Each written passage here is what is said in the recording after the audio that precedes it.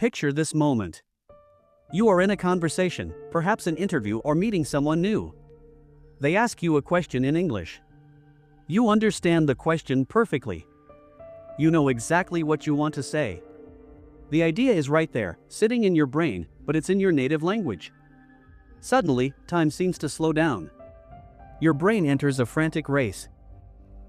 It grabs your native thought, rushes to a mental dictionary, translates it word for word, tries to arrange the grammar pieces, and finally, sends it to your mouth.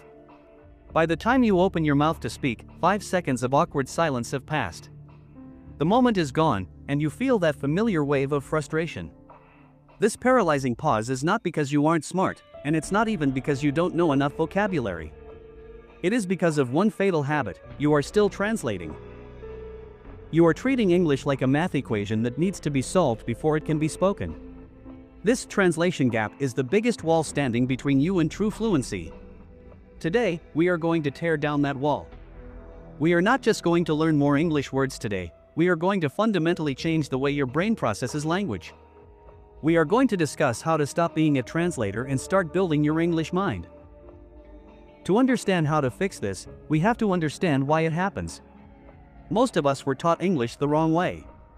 We were taught that English is a subject to be studied, not a language to be lived. We learned to memorize equivalent words. This word in my language equals that word in English. This created a permanent middleman in your brain. Every English thought has to pass through the filter of your mother tongue first. But real fluency is immediate.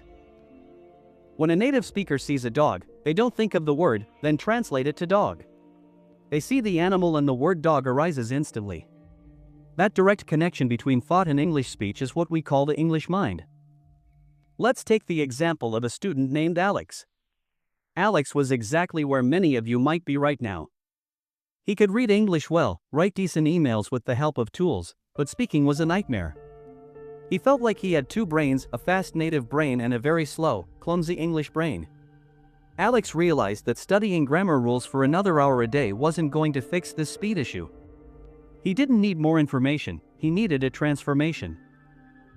He needed to shift his identity from someone who studies English to someone who uses English to think. He realized that if he wanted to speak English without effort, he had to start living his life in English, even when no one else was around. He developed a 3-step approach to rewire his brain. Alex's first step was to change his environment. He realized that 99% of the input his brain received daily was in his native language. English was just a guest that visited for 30 minutes a day. To build an English mind, English had to become the resident.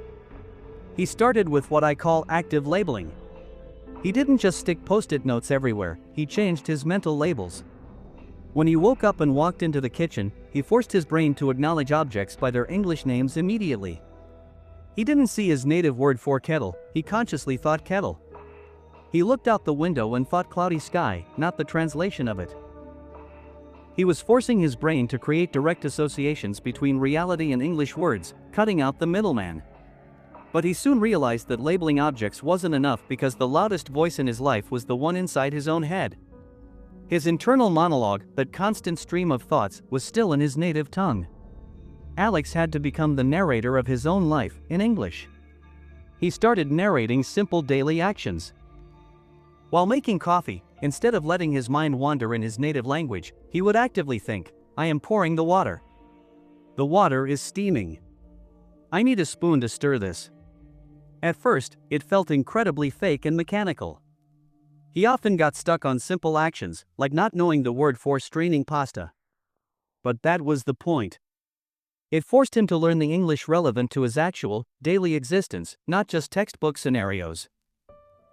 By forcing his inner voice into English for just 20-minute blocks throughout the day, he was paving the neural pathways for spontaneous thought. Step 2. Visualizing an emotional connection. The second major shift Alex made was moving from words to visuals. He realized that when he tried to remember vocabulary, he was remembering the translation list from a book. He needed to start thinking in pictures. When a native speaker hears the word exhausted, they don't see the letters on a page.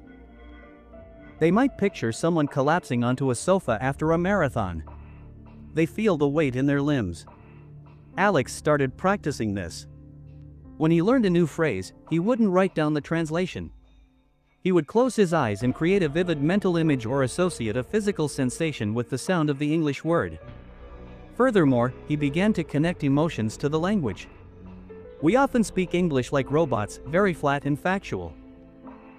But in our native language, we shout, we laugh, we cry, we express frustration. The brain remembers what it feels. Alex started expressing his real emotions in English, even if just to himself. If he was stuck in terrible traffic, instead of venting in his native language, he would force himself to feel that frustration in English. This is absolutely ridiculous. Why isn't traffic moving? By attaching real anger, joy, or sadness to English phrases, his brain stopped categorizing English as a foreign object and started accepting it as a legitimate vehicle for his true self. Step 3. Breaking the fear barrier and conclusion. Finally, Alex had to confront the biggest enemy of the English mind, fear. Even with all this practice, whenever he had to speak to a real person, the old translating habit would return because of anxiety. The fear of making a grammar mistake was so intense that his brain would revert to the safe mode of translating everything to ensure perfection. Alex had to accept a hard truth. You cannot build an English mind if you are terrified of being imperfect. Fluency is a messy process. He had to give himself permission to speak broken English today so that he could speak fluent English next year. He realized that a hesitated, translated, perfect sentence is often worse than a quick, slightly imperfect sentence spoken with confidence. He stopped trying to impress people with complex grammar and started focusing on just getting his message across, however simple the words might be. Building your English mind is not a magic trick that happens overnight. It is a lifestyle shift. It happens when you decide that English is no longer just a subject in your textbooks, but the operating system of your daily thoughts. Like Alex, you must start small. Start labeling your immediate world. Start narrating your simple actions. Start connecting images and feelings directly to English sounds without looking back at your native language for help. It will feel uncomfortable, and your brain will resist, but that resistance is just the feeling of your English mind growing. Stop translating, start living, and the fluency will follow.